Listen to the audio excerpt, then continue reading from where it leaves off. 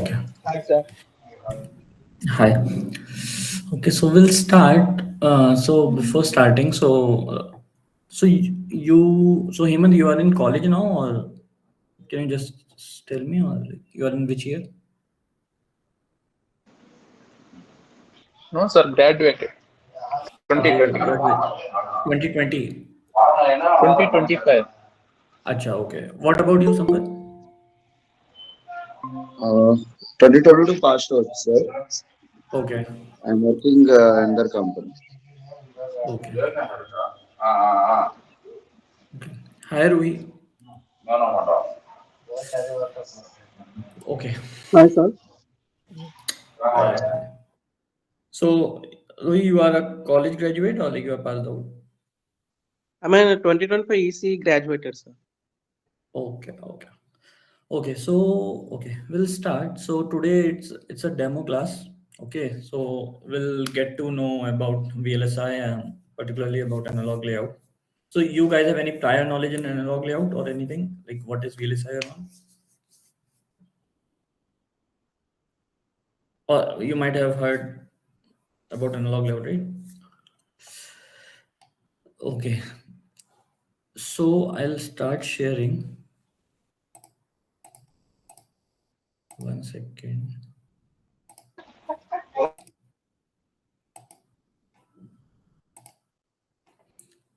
Let me know if you can see my screen. You can see? Yes, sir. Yes, sir.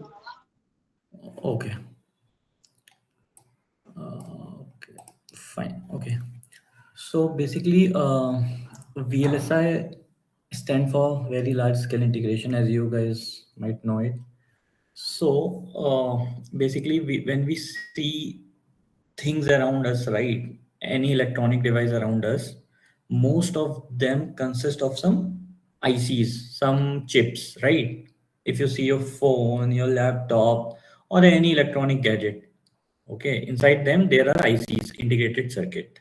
Okay, so those ICs are the brain of that device. They do multiple functions, right? Let's suppose in your mobile phone there's a memory, right? What it does, it just hold all the information, all the data. So for a memory there is a chip. Okay, so VLSI deal with designing those chips which you can use in different applications. Okay, right now we are using integrated circuits everywhere. Like we have car, right? Autonomous car. How they are running? Because there are some processors, some memory, right? So all these things comes under VLSI, very large scale integration. Okay, so uh, basically now I hope you guys are clear with like what is VLSI. So in VLSI, we particularly deals with designing chips or integrated circuits, which we can use for various application in our day-to-day life, right? It's just so these chips can be of any type. Let's suppose uh, you can take a very basic example that maybe in the remote control of your television, there are some chips. Their function is very limited or very basic, but they also consist of some type of ICs. Okay, or you can say the satellite which is revolving around the planet, they also consist of integrated circuit, but their application is very complex and they are handling multiple operations. Okay, so all these things come under VLSI. As maybe you guys during B.Tech there is some digital labs, right? There you might have seen those ICs, right? So VLSI deals with designing those ICs. Okay. So in you guys can interrupt me in middle if you have any doubt or any questions. Okay. Okay. So basically now we will see like how VLSI, introduction of VLSI, what's the history and what's a VLSI design flow or VLSI design process, then what is the applications. Okay, we'll see one by one. So again, as I have discussed that VLSI stand for very large scale integration. Okay, it means you are integrating. So, so you guys are familiar with a transistor, right? Can Yes, sir. anyone? Right. Okay. So VLSI, what VLSI deal with, it consists of billions of a transistor or like MOSFET on a very small area, and all these MOSFET are doing their operations. Okay, that's what VLSI do. We are integrating billions of a transistor in an area which is not bigger than your thumbnail. Okay, so you can see how complex it is. Like you are integrating multiple transistors or multiple, not multiple, sorry, billions of a transistors and MOSFET on a very small area, like your fingernail. Okay, so that's what VLSI is. It it ensures that all of these transistors can sit on a smaller footprint on a smaller area, okay, and do their operations. So see, now you guys don't want any bulky mobile phone, right? If I show you some bulky mobile phone or heavy mobile phone, you guys will not buy it, right? Why? Because earlier phones were very bulky. Because that time this VLSI technology was not that much advanced. The size of chips were big. They were bulky, right? So as the time passes, there is an advancement of technology. This VLSI technology advanced, and now we are able to integrate billions of a transistor on a smaller area. So if you remember earlier, computer used to be very big, right? Why? Because that time we don't have those technology. Transistor size were big. But with the help of a VLSI, now we can integrate billions of a transistor on a smaller area. So when we are integrating billions of a transistor on a smaller area, how does it help is now your chip will require less area, right? Then so nowadays you guys are seeing, right, like there are smart watches, smart rings. How this is possible? Because now we can integrate billions of a transistor or lakhs of a transistor on a very smaller area. Okay, so now those transistor can do all the calculation. So that's why those devices are getting shrink in size, right? Earlier, no one was thinking of wearing a complete mobile phone in the form of a watch on your wrist. That was not possible, right? Because technology was not that much advanced. But with VLSI, now we can accumulate a lot of transistor on a smaller area. So how does it help? So now we can do calculation, all the processing very fast, because now we have, see, all these MOSFET and all, right? They these are used for processing. Okay, like zero and one, on and off, right? So if on a smaller area we can put lot of transistor together, okay, without increasing the size, then we are increasing their processing speed, right? You guys are agree, right? So if you have seen digital electronics when you guys were studying, that time 0101, right? So 01 is like a transistor operation. A transistor is sometimes turning on and off and creating some logic. So now all of these billions of a transistor on a smaller footprint can imagine, you can imagine how much processing they can do, right? So that's the use of a VLSI. So, and nowadays you are seeing everything is getting turning into people are turning more into AI. So what is AI? AI is nothing but you need to process data very fast, right? If you see, let's suppose autonomous car, what autonomous car is doing, it is taking images from the camera and it is processing it. So we need a very fast processing speed in the processor. Okay, so for that, these VLSI come into the picture, because with the help of these VLSI technology, we are now able to process huge amount of a data quickly. Okay, so that's why this VLSI is more in demand right now, because people are shifting towards AI. A lot of things are getting uh, turning into like automated. So that's why the demand is now increasing for this domain. Any question till now? Anyone?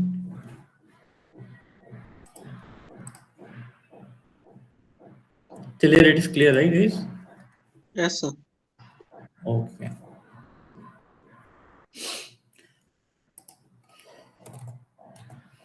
Okay. So same thing is written here. Like we just combine thousands or of transistor on a smaller area.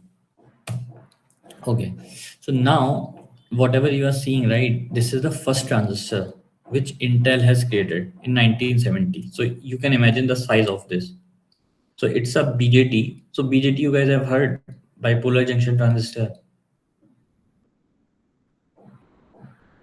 So this is a BJT. Initially they have created a BJT. So you can think that was the size in the initial days. Okay. If that was the size we are still using, then there will be no smartphone or no smart watches or smart rings, anything. Okay. So that's how the technology shrink from this big to some nanometer of a scale, of some atomic scale.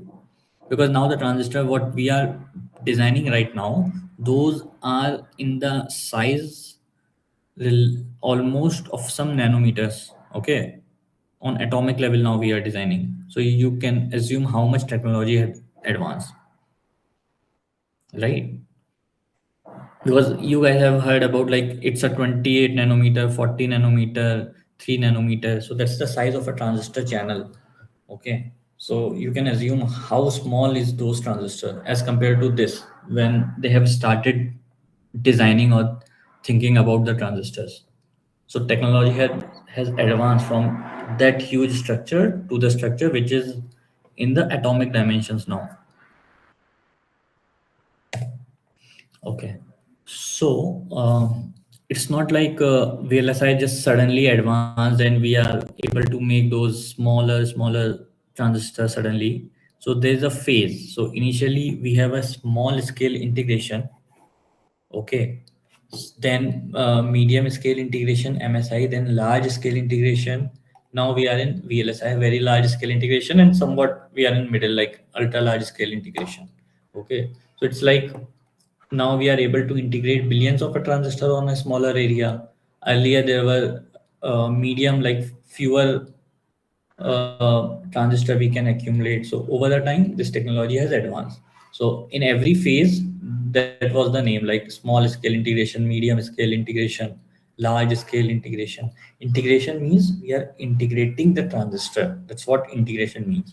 If VLSI means very large scale integration, means we are integrating large scale of a transistor on a smaller area, or a smaller footprint. Okay. So now whatever you are seeing here, you can see, right? So this is how. So do you guys remember in your digital labs you might have seen a black box kind of a thing? You guys remember that IC structure you have seen, right? The package, any IC you guys have seen? Anyone?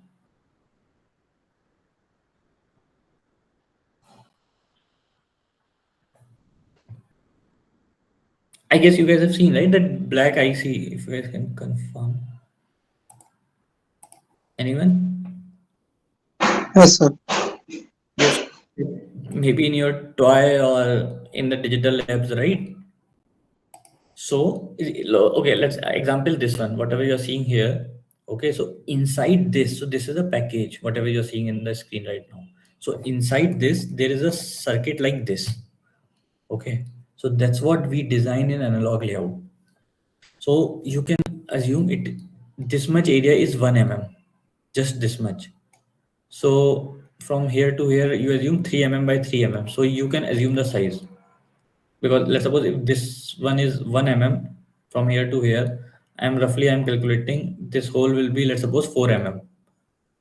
So you can assume in the 4 mm, these lakhs of transistors are sitting. So these all are the sub transistors I'm not sure how much clear this image is to you, but all these are the circuits.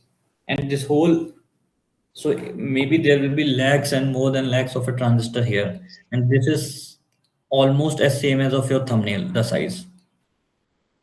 Okay. Anyone is saying anything?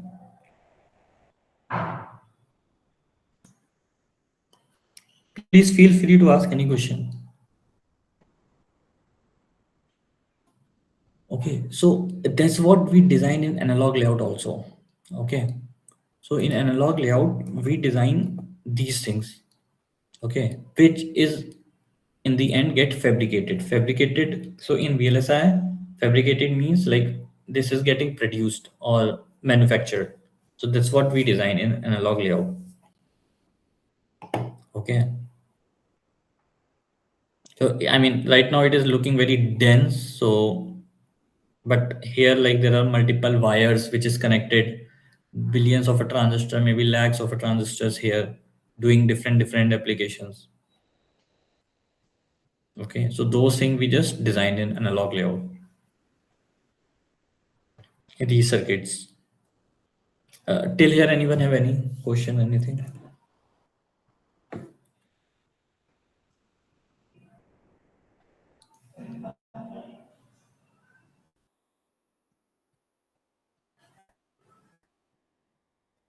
Okay. Hello? Yeah, yeah. Which nanometer we are using, sir? So here we are using like, we have I think 28 nanometer, 40 nanometer. We have FinFET here also. Okay. Okay. Yeah. FinFET means which nanometer we are using? I guess 12 or something. Okay. Yeah. Cadence only. Yes, correct. Cadence. Cadence is the tool. Okay. Okay.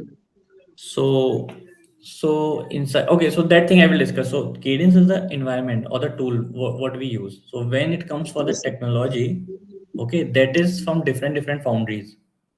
Okay. Mhm. So let's suppose. Which projects are I was doing, sir, in this institute projects? Okay. Okay. So you'll be doing standard cell. Okay. Okay. You and then we'll do DAC. Deck. Okay. Okay. Yeah, and if time permit, then BGR also.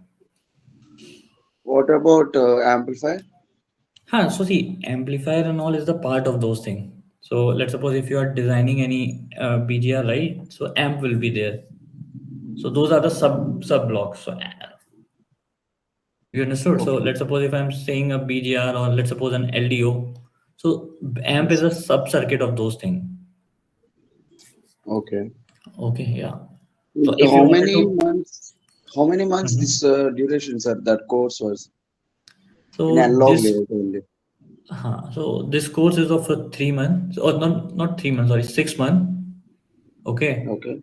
and yeah, so 2 or 3 months based on the flow of you guys. Like if you know the basics, so for almost you assume 2.5 months for basic, then rest for the tool. Basic means what digital electronics only. Not digital. So along with digital, you should know about CMOS basic. Okay, Okay. semiconductor physics. Okay. Okay, then you should know about, so there are some concept which is related to analog layout. Okay, Okay. so those things we should know before designing any layout. Okay. Sir, one Mm, doubt is there. yeah. In FilFET, in FilFET, the Mm-hmm. CMOS is not using. Hmm. Okay. Mhm. What kind of means using, sir? No, so see, initially we have a MOSFET, right?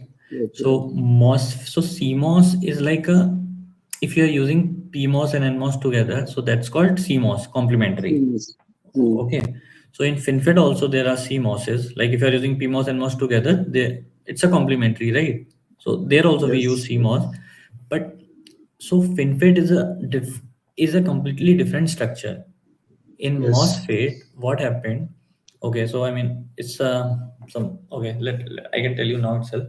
So see, in case of a MOSFET, right? So as I was discussing before that when the time passes, now the size of a transistor keep on shrinking, right? Because you don't want any bulky device, you want it to run on low power, correct?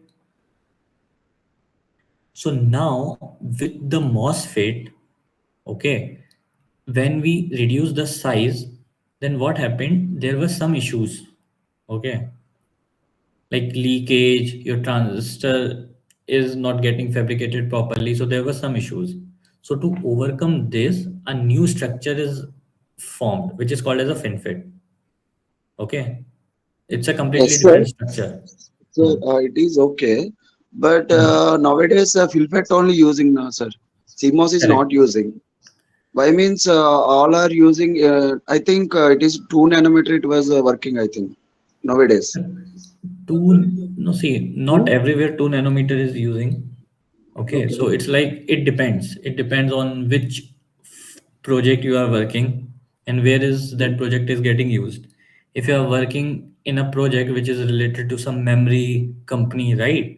So there, Mm, let's suppose lower nodes, right? But if you are working on any company where they are working on some ICs which is dealing with automobile and all, right? So there you are working on a higher node also. Let's suppose 28 or 40. Okay, like that. So it depends. mm. Yeah. Means in future the FilFET is useful. No, FinFET is getting used now also. It depends. Again, I'm saying it depends. Okay. Where Okay. in which project, in which company you are working. It depends. So if you are working on any company which is dealing with processors and all, right? So Yeah. there they will work on lower node because they need more processing speed and all. But if you are working in any company which is designing, let's suppose any RFICs or any ICs for set communication like satellite communication and all, there they will use higher nodes. So it's completely depend. But it's Okay. not like everywhere now people are using lower nodes only. It's not like that. Okay. Okay.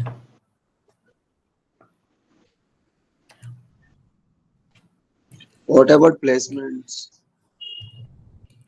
So I guess placement and all, institute will provide you some platform where you can give interview. Okay, and based on your performance, you'll get selected. And you see, now this time VLSI is more in demand, right? Yes. So yeah, I mean, you maybe institute will also help you to get placed, but you can apply on your own also from outside because then you can say you are trained and all, right? Mm, yes, sir. Yeah.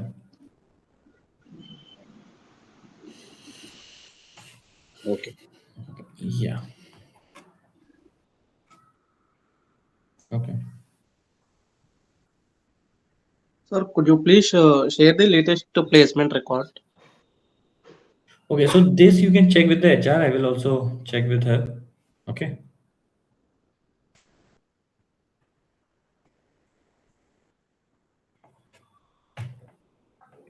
Okay.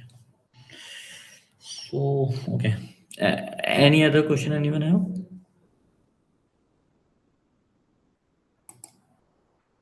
Okay. So I was saying about the tool, right? So I'll tell in the end, right? Like someone was asking, right? Cadence or something. Okay.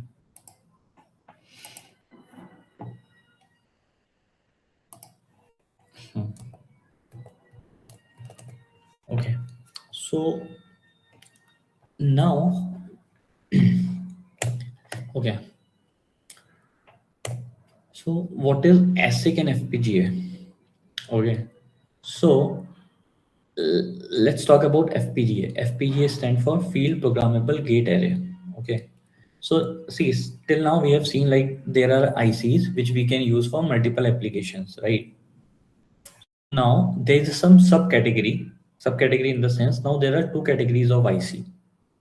So it's not like if you remove a memory from your laptop and you wanted to use that memory or that processor into your mobile phone, it won't work. Correct?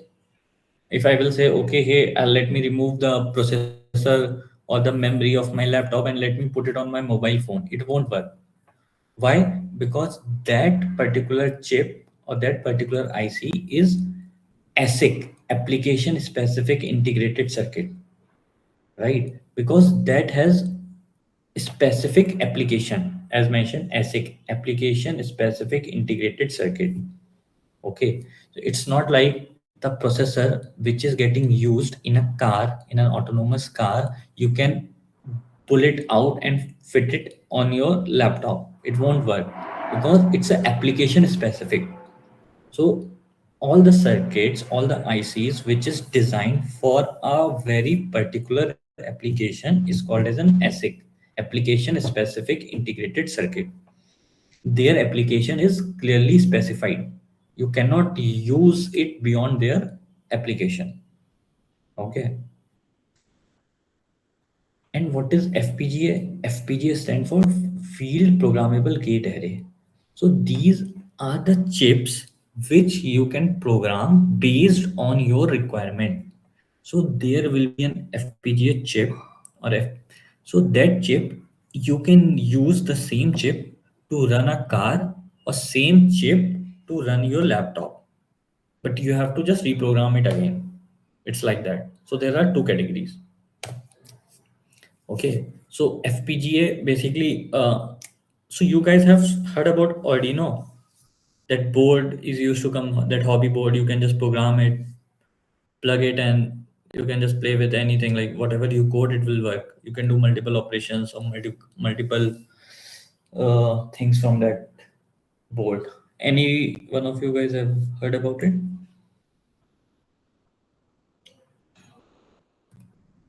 Hello? Anywhere in YouTube or anywhere? Sir, it works on. Hello. Yeah, please. Um, we dump the code and run the Correct. Correct. That is correct. circuit.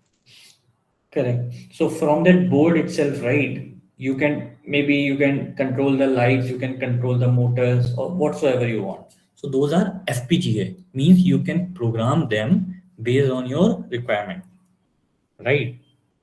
So that's what FPGA is. Okay. But so same thing is like F. So let's suppose if you wanted, let's suppose you wanted to make a let's for example, you wanted to make a home automation system. Okay, you wanted to make a box which will control all the appliances in your home. Okay, so what you can do is you can use an FPGA chip. So you can program that chip and you can use that chip for multiple applications.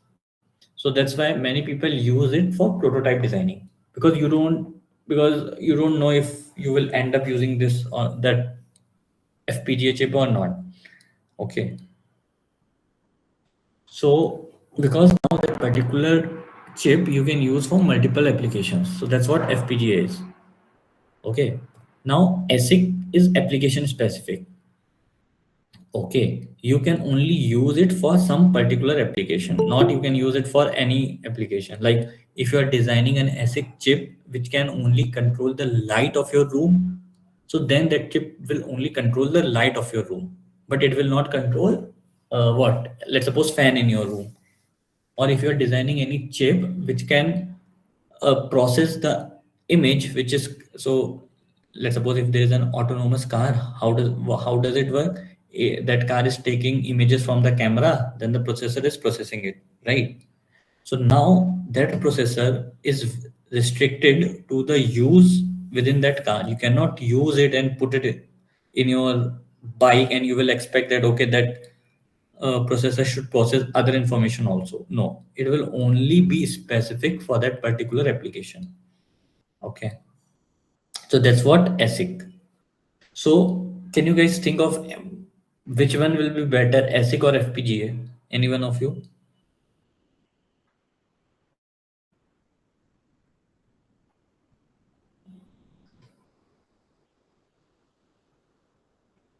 Anyone? I mean, whatever is coming in your mind, you can just freely say. Like, is it ASIC or FPGA? Which what do you like? Which one you think will be good? Again, I'm telling you, ASIC is like it's application specific. You are designing an IC which is restricted to some particular application. That application can be anything, but it's not like you can use it in any place you want. But FPGA, you can program it and use wherever you want. So, what do you think? Which is better? FBTA is good, sir, because we can perform any task in specific action. ASIC will be a specific function, so we can't use any other applications. We want to use only one application, so it will be um, some visible. Okay, so actually, that is half correct. So the thing is, see, now whatever you said is completely correct, the way you have described. But the thing is, so as you are already saying that FPGA can do multiple applications, right? So the thing is, then FPGA will require more cost to manufacture, more power to work, okay, and their production cycle will be more, right? Because now in a board you are adding things which you don't know if you need it or not. For example, 1 second. Okay, you can see my screen, right?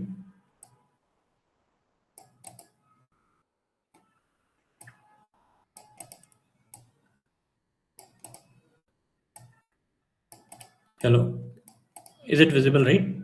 Yes, sir, it's visible. Okay, so let's suppose it is FPGA chip, for example, FPGA. So let's suppose there are different circuits here. So once I'm taking a basic example of a calculator. So let's suppose this circuit will perform addition, this circuit will perform subtraction, then division, then multiplication. Okay, so now it depends what you want. So if the end user want addition, so he can program it and he can add this device as an adder every time. But if your end user want it to be a multiplier, he can use it as a multiplier. But now you have to accumulate all these features in it. Okay, and there can be a case then, so let's suppose there is one user here, that user only want this division only. So rest of the features is not useful for him.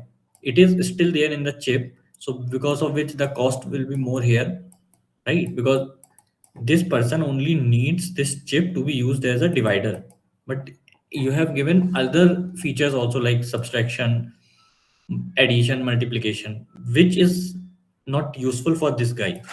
So all these features will not be required. But so adding all these features will result in increase in cost, okay, increase in area. On the other hand, if in ASIC, application specific integrated circuit, so now if this person only want division, right? So he can design a chip which will only perform division, not any other thing.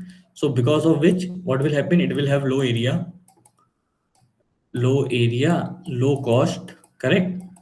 Because we don't need to add extra features, and low production time, like fabrication time will be low, correct? Because if I have other example I will give you, let's suppose if I have to design a chip which I wanted to use in a satellite communication on in a satellite, right? For example, if some particular X application in a satellite I wanted to use, so why should I add features which will help that particular chip to work on cars which is moving on earth, right? There is no use of those features, so why to add those features if we don't need it? So that's why everywhere, most of the places, we use ASIC only, application specific integrated circuit. We don't add any features which is not required. Okay, so since it is application specific, we just pay for what we need. This will make it more faster in production, okay, and more efficient, and the overall development cycle to get that chip will be less. See, same thing is mentioned, right? Like ASIC are designed for a specific purpose rather than for general purpose, right? Which will eliminate wasted space, power, and functionality. Okay. Fine, right?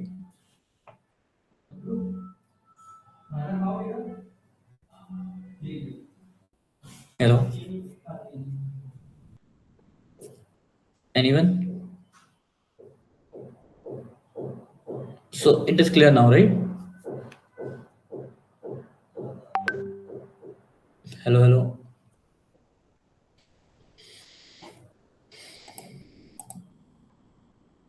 Okay.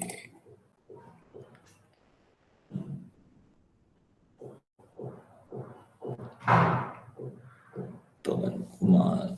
Okay. I hope it is clear. Okay. Okay. So now, okay. So now the thing is, till here I hope it is clear, like what is ASIC and FPGA. So now most of the places we use ASIC only, application specific integrated circuits. Okay. So now we are going to see the flow of an ASIC. Like, see, flow means we know, right? Like in order to get something in the end, there's a flow. Like first you have to do this, then this. Okay. So that's what called as ASIC flow. Okay. So if you see here, VLSI IC design ASIC flow. Okay, so this means this is the procedure. All these, I will discuss about all these steps. So these are the steps which we go through in order to get a chip in the end. Let's suppose if you wanted to design a processor, let's suppose this chip is a processor which will process data. So in order to get that chip, in order to get that processor, you have to follow these steps. Then in the end, you will get the chip. Okay, and all these steps, right? It is called as ASIC flow, and all these step is like different job profile also. Maybe one person will working on specification team, another one is layout team, someone is in packaging team. So all these flow is like, so you can assume it like in a factory, right? There are multiple operations, different people are working in different domain, so it's like a different domain itself. So all these domain get combined in order to get a chip in the end. Okay. So now, okay, so let's see about what is specification. So let's suppose in a company, let's suppose there's a company who manufactured chip which people use in automobile. Okay.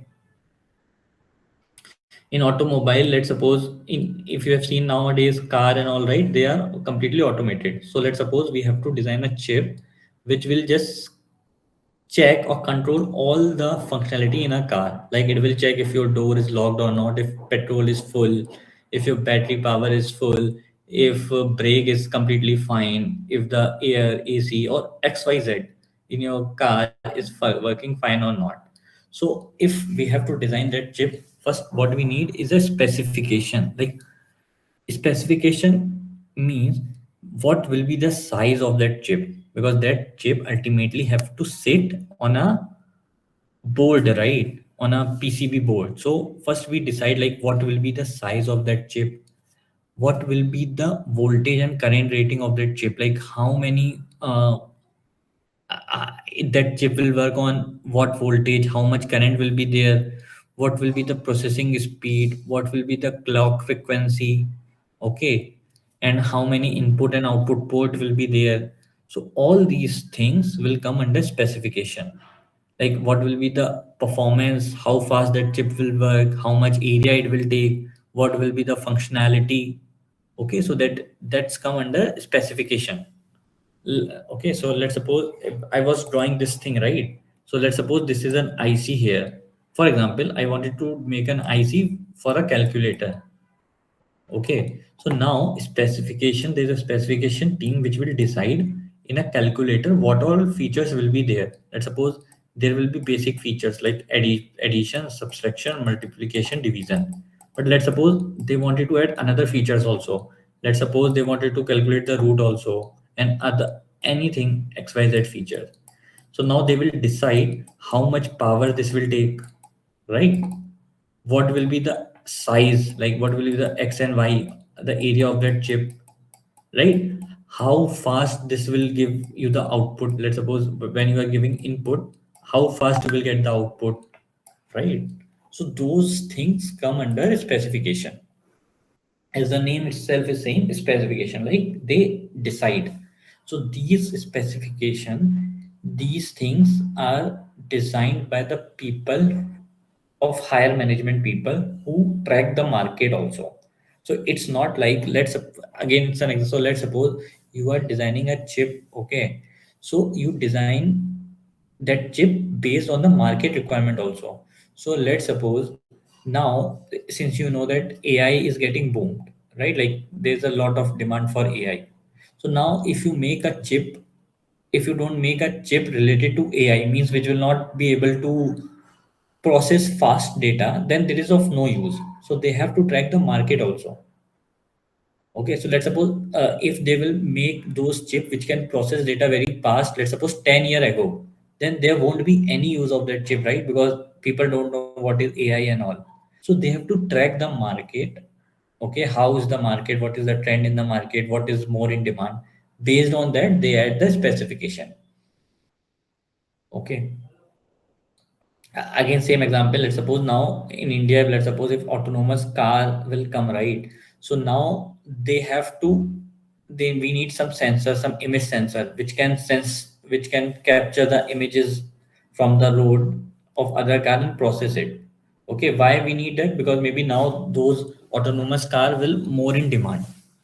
So these team work with other team that will analyze the market also.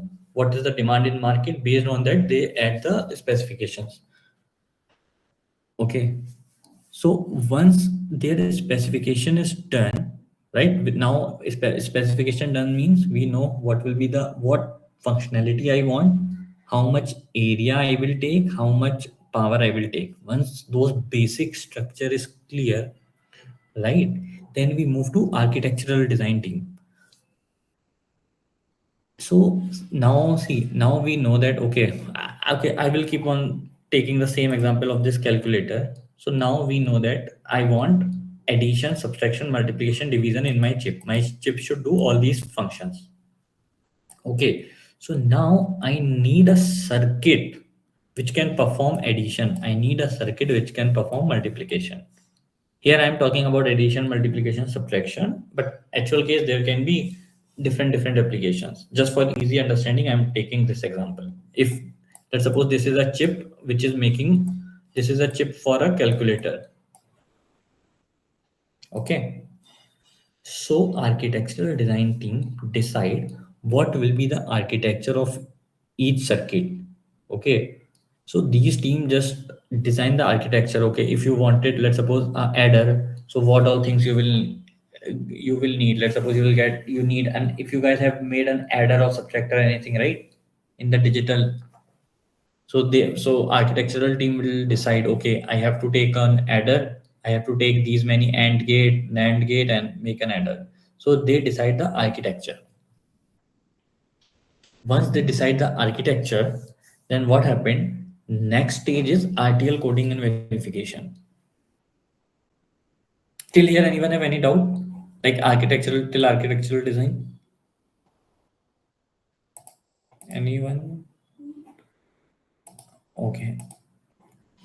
So see, RTL coding means now they will code it. So there will be some team, that team. So let me move to the next slide. So let's suppose if I have to make an inverter, right? So what they will do is they will just code it. If you see on this left hand side, so they have just coded like input wire A, output wire Y, and Y will be inverted of A, right? That's what inverter do. What inverter do? You will apply 1 in the output, you will get 0, and vice versa. Like if you will apply 0, you will get 1, correct? So same logic, same functionality, they will write in the code. Whatever you are seeing on left hand side, it is RTL code. Okay. I mean, it's almost kind of a C, but not exactly C. So they just define the, so it has now, it's a very basic. So it is showing you the RTL code for an inverter, but it can be of any circuit, any functionality. Okay. This is just for the sake of easiness. I have taken this example. So what they do is they just write a code. Okay. So maybe if you see this, okay. So if you see, right, there is some code written here. So with that code, you are getting some circuit like this. So that is called a synthesis. So from that code itself, you are generating these devices. Okay, all the logic gates and all. Okay. Now once this is done, right, they will do some testing, like whether whatever you have written that is fully functional or not. Okay. So those things also other team will do. Once they will confirm that, let's suppose if you have made an inverter, right, so this is an inverter, so you will write a code for an inverter, then you will do synthesis, so you will get a device level structure like this. Then they will check whether this inverter is working as an inverter or not. Okay. So once they will see, okay, it is working fine, then they will come to physical design stage. Physical design, so whatever you are seeing here, right, it's an inverter in the schematic. You cannot fabricate it. Fabricate means when we make an IC, we fabricate circuits on wafer. Okay, we will discuss about all these wafer and fabrication, but for time being, you assume. So this whatever you are seeing, this is a circuit which is good just for the analysis purpose, but we cannot fabricate or manufacture it, right? So the circuit which we manufacture is look something like this, and it is completely different from that inverter. Okay, so this is what comes in this physical design or in analog layout. Okay, so now once we know that this is my circuit, okay, whatever circuit, let's suppose an inverter. After that, what we do is we just make a layout of it. That's come under physical design. Means that is the circuit which is actually going to get fabricated. Okay, because this will not get fabricated. This inverter will not get fabricated. This is good for the analysis purpose. But if we have to fabricate it, we have to make a layout of it, which will get actually fabricated. Okay. Fine till here, right? Okay. So once we make a physical layout of your circuit, which can actually fabricate, then what we do is we do the physical verification. Physical verification means we will just check whatever layout we have make. We will see when we start this course, we will see what is physical verification exactly. But for time being, in physical verification, what we do is we just check whatever circuit is there in the schematic, same is there in layout or not. If it is there, then we are good to go. Okay, let's suppose this is an inverter. Okay, this is an inverter. You can see input is here, right? This is a PMOS top side, bottom side, and MOS, and input is here. But when you make a layout means the layout is the physical thing which is going to get fabricated. So let's suppose by mistake you don't connect these gate in layout, but it is connected it in schematic. So there is a violation, like it is not same. Your layout is not same as of your schematic. So it will show you some violation. So those violations are called as physical verification check. If everything is clean, then what we do, we just fabricate it. So what we do is here in India, we design the ICs, integrated circuit. Okay, we do till this step, physical verification, whatever is here.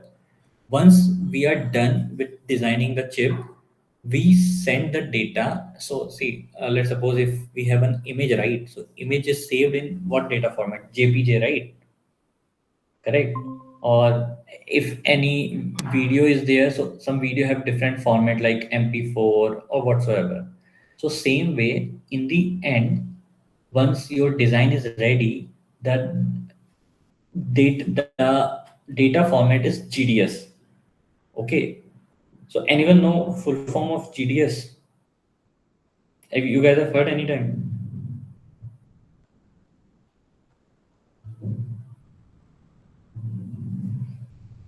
Okay. So it's like a graphic design system. Okay, so GDS is the file which we send to the foundries. Foundry is the a foundry, or you can say fab for short form. So in India, we don't fabricate any IC. We just design here. Once it is designed, we just send them to the fabrication. So fabrication is like there are some companies like TSMC, Global Foundry, Samsung, Micron. So those are the companies which fabricate your IC. Okay. So in India, we just design it. In India, there's no fabrication unit where ICs are getting fabricated. Those fabrication is being done outside India. So outside India, we send a file which is called as a GDS. Then once fabrication is done, what they will do, they will move it into the package. Package is this one, whatever we have seen in the first image, right? So this is the package. Inside this package, there is an IC. Okay. So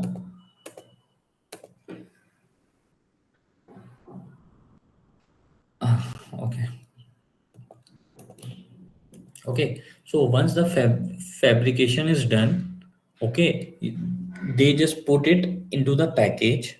Okay, and from the package you will get your chip back. Then you will just check it whether it is working fine or not.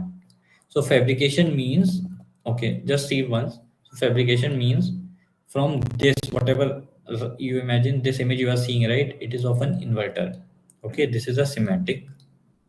From this circuit, we in analog layout, we make circuit like this. Not from inverter, there will be multiple circuits, multiple devices. Just I'm taking example.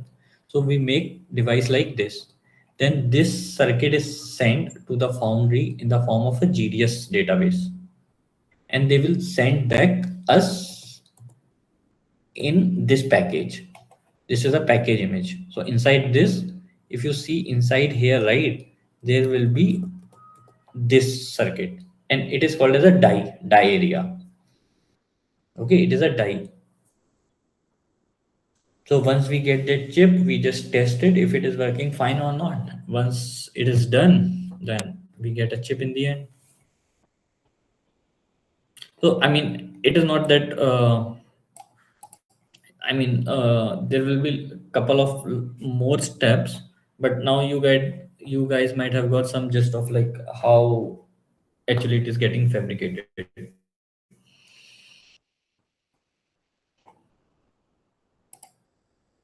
So okay. So any doubt even after now?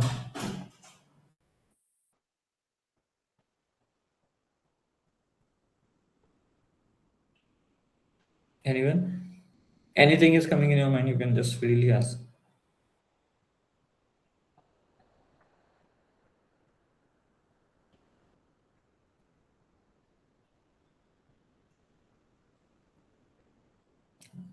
Take your time. Do things.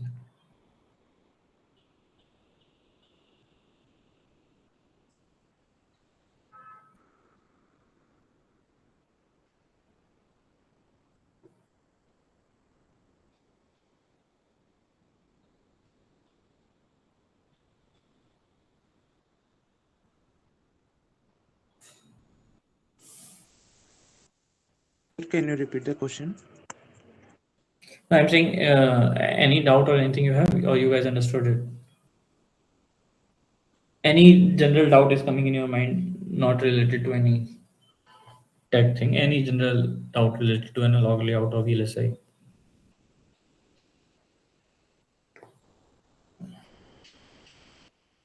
Okay.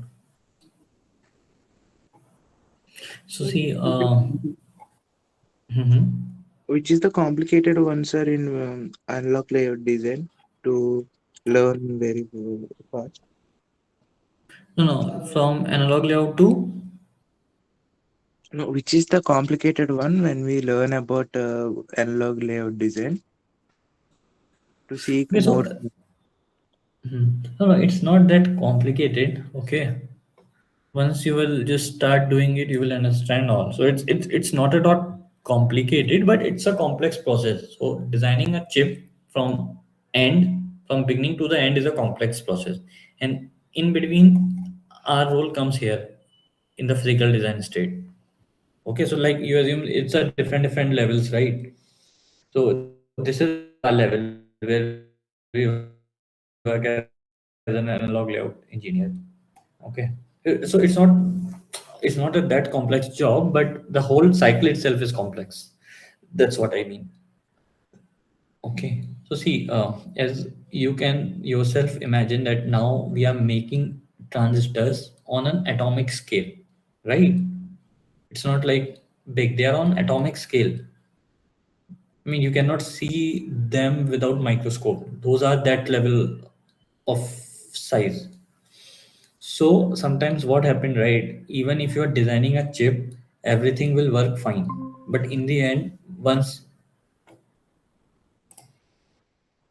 yeah, Japrakash, you just disconnected in between. Any No, you sir. were saying something?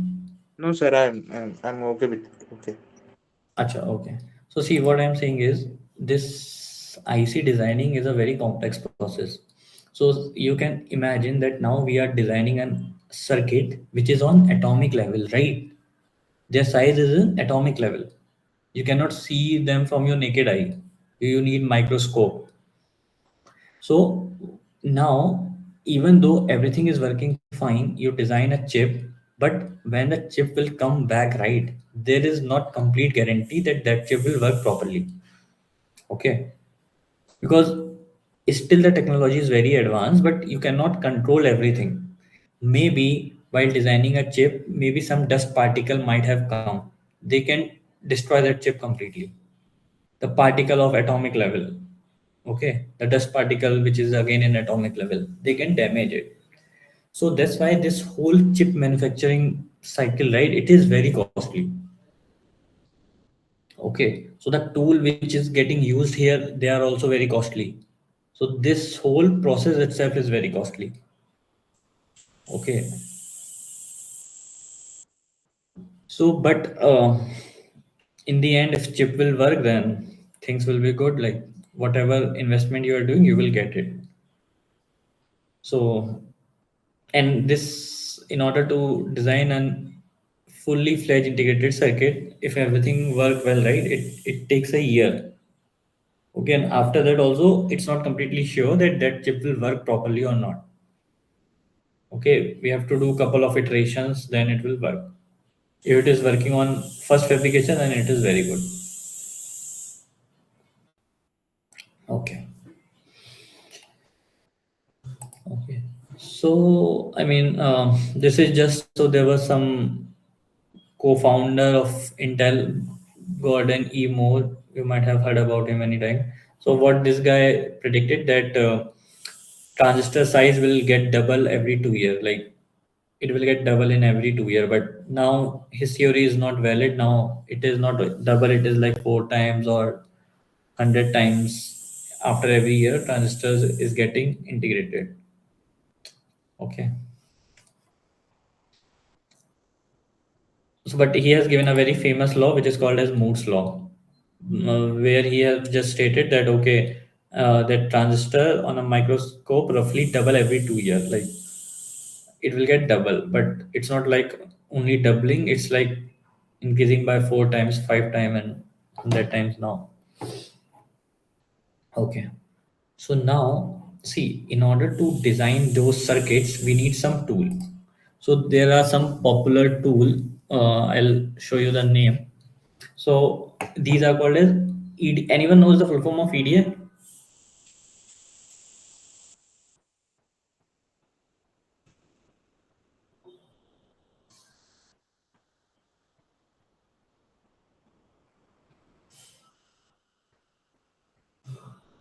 So electronic design automation.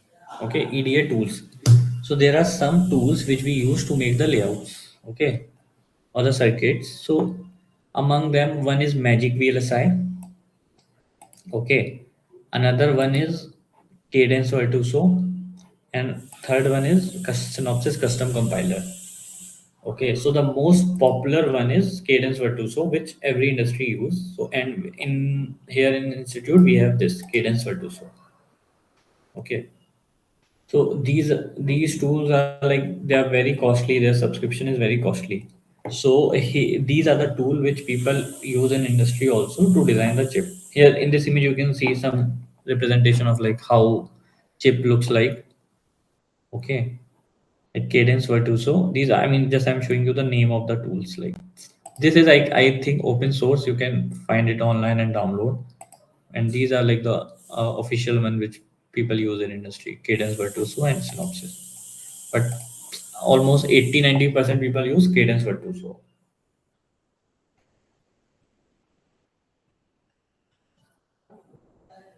Okay. So yeah, any doubt, anyone?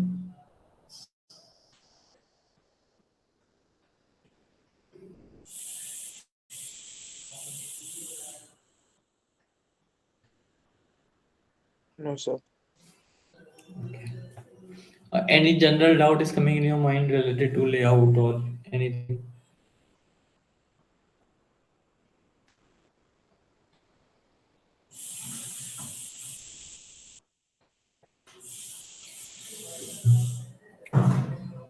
Okay. No one. So see, nowadays, since you are already seeing the market and how things are going on, so this time this VLSI it's more in trend because of a huge demand of ICs in every domain because now AI is in more power. Okay, yeah, there's a demand for AI, so for that we need chips, and there's a chip shortage also. So that's why if you guys have, I don't know if you guys are tracking or hearing the news and all, right? So this like in the early 20, let's suppose 2000 near 2007 and 10, right? Like IT sector was booming, where software engineers, those things were booming. So now the trend has shifted to VLSI, where the demand for these integrated circuits or these ICs have boomed. So that's why now people are more inclined toward this VLSI. Okay.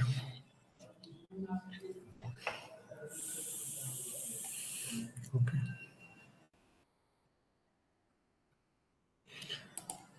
Okay. So I mean, so see, this is the demo class. There are more to discuss in it. This is just to give you an overview of like what is analog layout, what is VLSI, and what all things we are going to cover in the upcoming session. So, so here the plan is like for initial 2 or 3 months, based on the understanding of class, we'll focus on the basics. Okay, the basic will include like all the bases of your electronics. Okay, whatever like MOSFET, transistor, those things, semiconductor physics. Then we'll move to the basics of analog layout. Once that is done, then we'll move to the third step to the project. Okay, so that is the plan.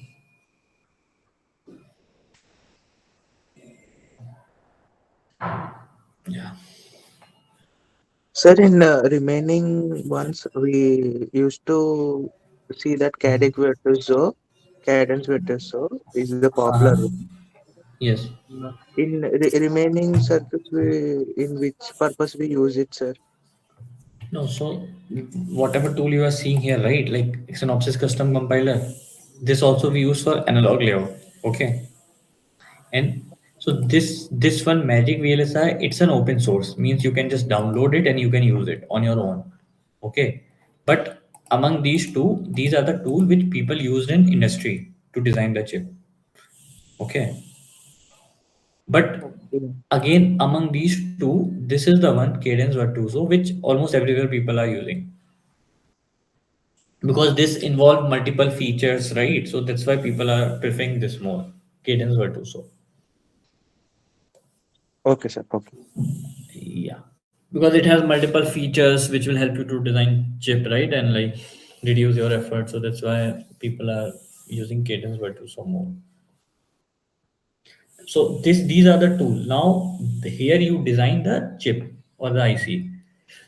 And now, if you have heard like TSMC 12 nanometer, Samsung, so those are the PDK, process design kit, which you just use here and you just design the chip.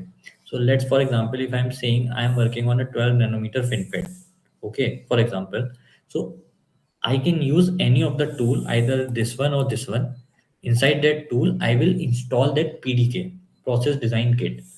That PDK can be of any node, like 12 nanometer, 50 nanometer, 30 nanometer. I will install it here. Then using that PDK, I will design a chip. Once that chip is designed, I will send that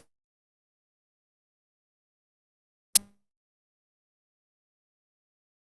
If I'm taking that PDK from Samsung, so I will send that data to Samsung and Samsung will fabricate the chip and they will give me. It's like that. Understood? Yes, sir. Okay, great. Okay, so pretty much we are done. Just to give you some insight. So, any other question, anything is coming in your mind?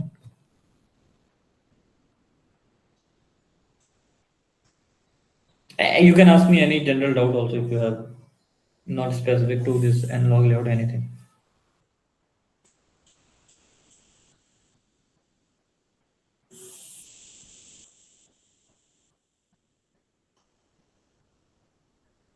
Sir, as you said, VLSI is booming. So why, sir, as for freshers, there is no openings?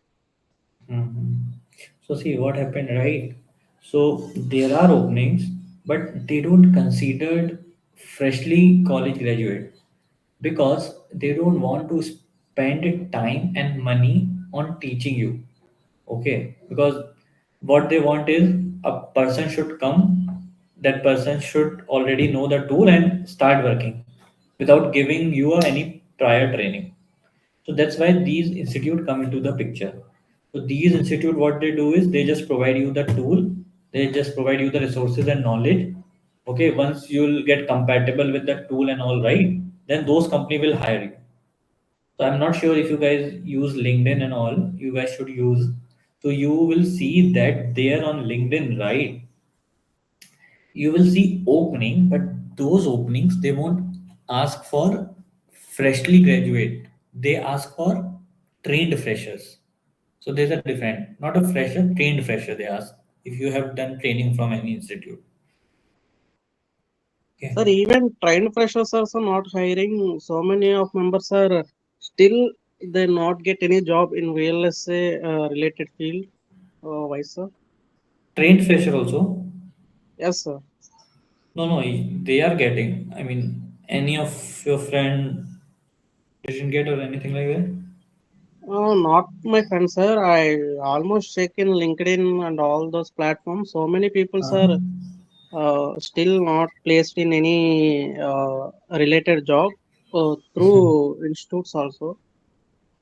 No, I have seen like couple of, not couple of, like almost most of them have got it. See, you have to study, okay, and you have to study everything. Okay, then what institute will do and what you will do, they will provide you a platform where you can just give the interview.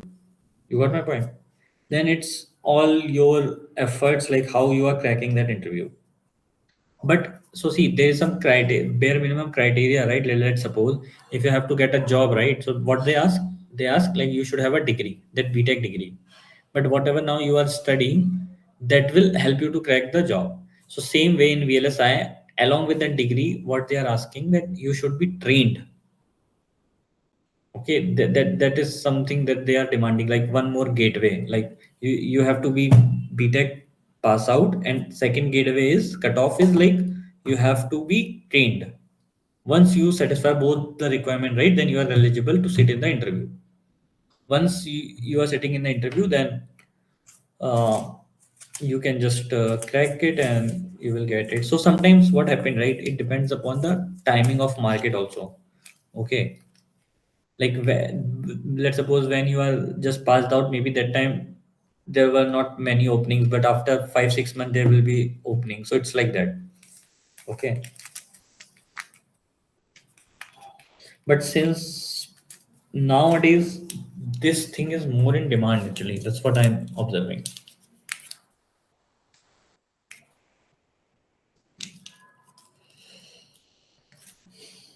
Okay. And also see, these institute have tie-up with the companies, so they try to schedule your interview. Okay, then I mean you have to be just study all so that you can crack it. Platform, I mostly those institute will provide you.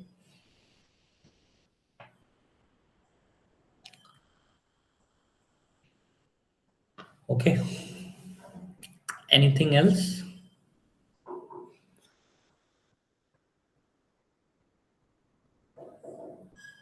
Okay, if not, then we can end this session. See you guys next time. Bye bye. And no other doubt or anything, right? Yes, sir. Jaya. No. Okay, okay. Bye, Jaya. Bye, Ravi.